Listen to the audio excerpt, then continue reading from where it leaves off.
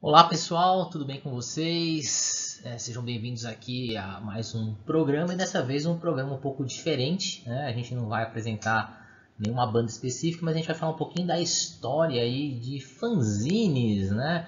O que é um fanzine? Pô, aquelas revistinhas lá feitas com afinco, com ardor, com suor, com sangue.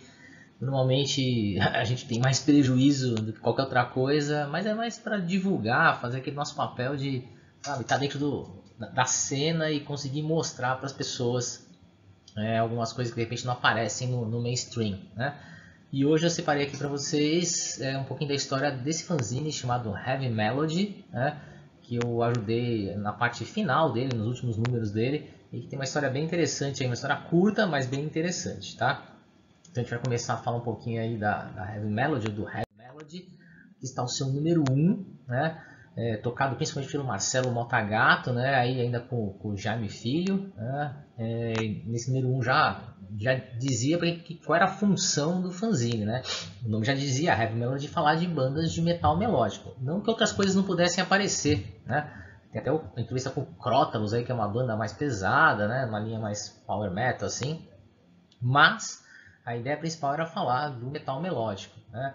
Então você tem, além das entrevistas com bandas nacionais, a história do Heaven's Gate, né? Uma banda pouco conhecida da Alemanha, e é assim que funciona um fanzine, né? Dá cobertura para bandas que a gente gosta como fã e que às vezes não aparece, né, nas revistas de grande divulgação, no mainstream, e até de bandas que precisam ser conhecidas. Então tem uma seção aí de demos, né, que a gente consegue as fitas iniciais aí nas bandas. Depois e vão trocando, né? E vão mostrando e as pessoas vão conhecendo. Então a ideia do fanzine sempre é divulgar, mostrar coisas que às vezes ficam mais escondidas no underground, né? Tem resenha de show e tem uns papos meio aleatórios aí nesse número 1, né? Tem um papo sobre o Quentin Tarantino, grande, né, cineasta. Então esse foi o número 1 da revistinha, tá? Aqui está o número 2 e aí algumas coisas já começam a mudar no número 2, né? Além do Marcelo continuar tocando, praticamente acho que ele tocava tudo sozinho aí, né? Inclusive a diagramação da revista, tem lá já um novo contato, né? Que é o Richard Navarro, que começou a colaborar aí e depois ele acabaria meio que tomando conta aí dessa história da Heavy Melody, né? A capa tem mais uma banda nacional, que é legal, né? Uma oportunidade difícil em revistas grandes de colocar bandas nacionais. Tem o Portrait, né? Uma banda bem legal mesmo. Além de entrevistas aí com o Brainstorm, Necromancia, Orquídea Negra, né? E é claro, falando de assuntos aleatórios, né? Tem até a harpa encantada de Lorena McKennitt, né? Então são coisas que aparecem também de forma aleatória, né? Então, é, a gente tem um fanzine que já tem um formato. Os formatos nunca são iguais, né? A gente tentou manter depois, mas no formato, tipo, esse aí é um formato um pouquinho maior, uma revistinha um pouquinho maior, mas ainda é branco e preto.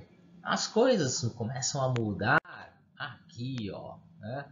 No número 3, quando aparece que tem uma coisa de detalhe ali no número 3, ó, Have Melody in Dreamland, né? Parece ter uma fusão com outro fanzine, né? Chamado aí Dreamland, vamos chamar assim, né? O Dreamland fanzine.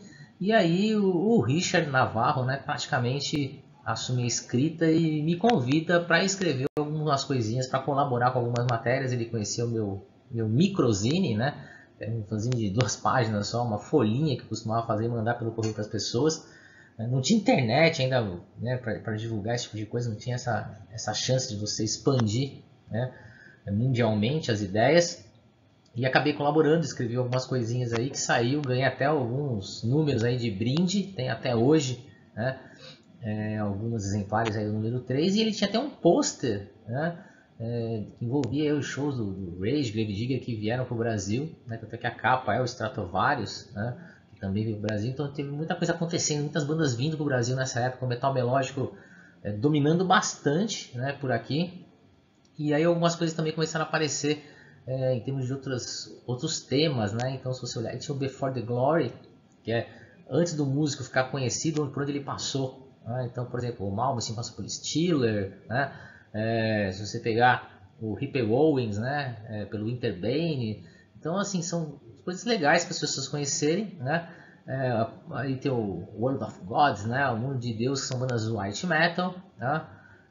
Tem aí lançamentos, as demos, né? E já uma matéria sobre metal e quadrinhos, que eu sempre gostei também. Nesse número aí fala do Spawn, né?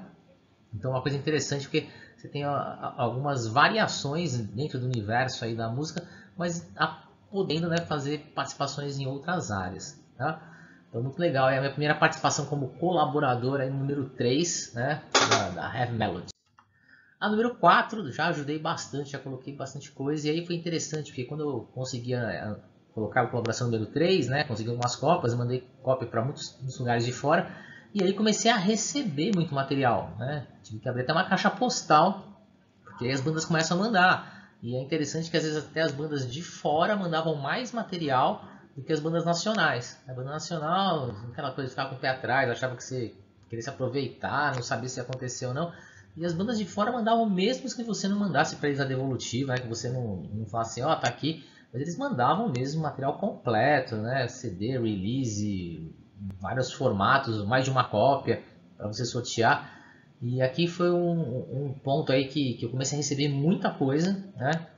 E essas coisas que comecei a receber puderam ser apresentadas aí no número 4, né? Que tinha aí a capa o Halloween, né? E ó, uma entrevista que eu fiz com o Nocturnal Rites, que na época, meu, acho que ninguém conhecia, né? Tava lançando o primeiro disco ainda, que é excelente, que nunca saiu no Brasil, né?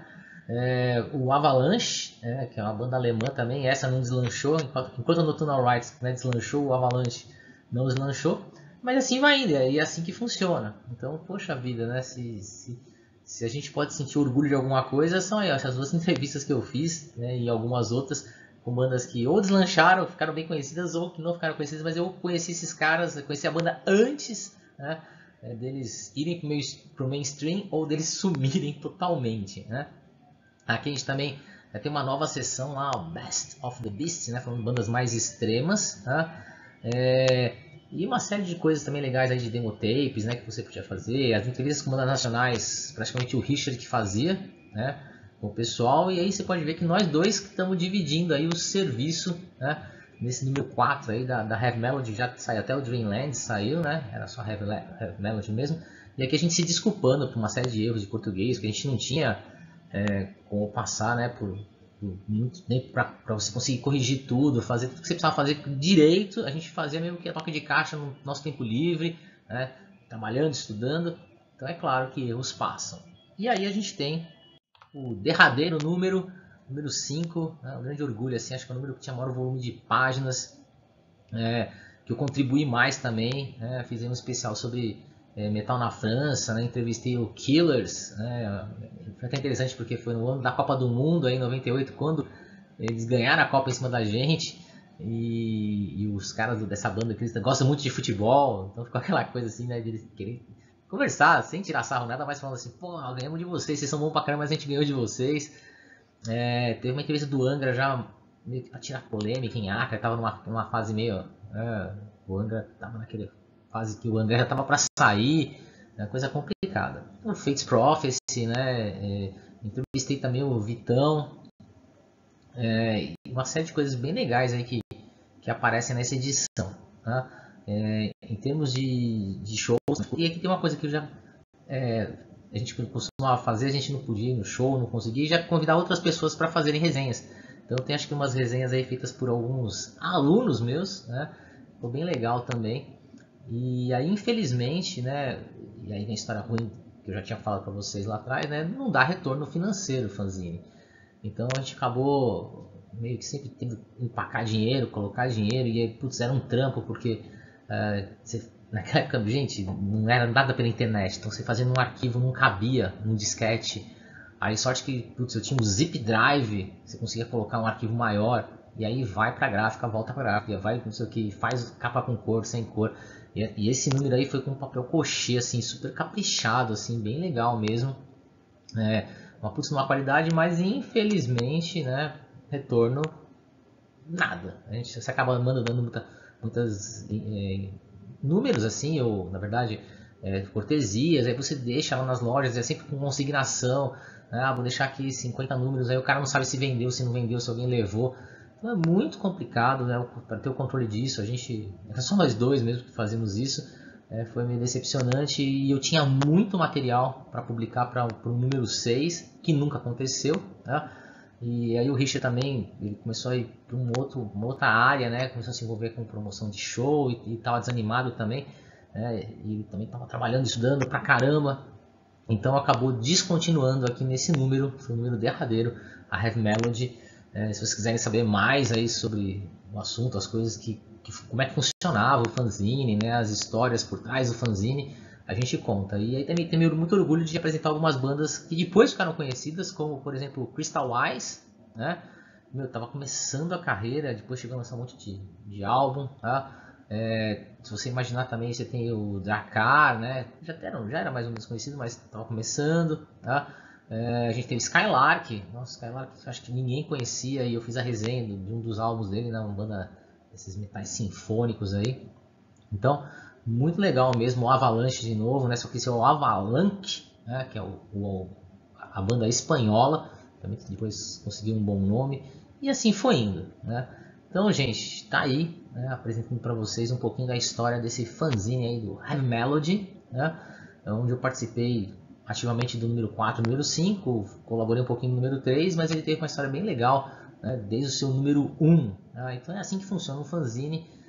Se você quiser saber um pouquinho mais, quiser cópias desses números, eu acho que o número 5 e o número 4 tem alguma ou outra ainda sobrando.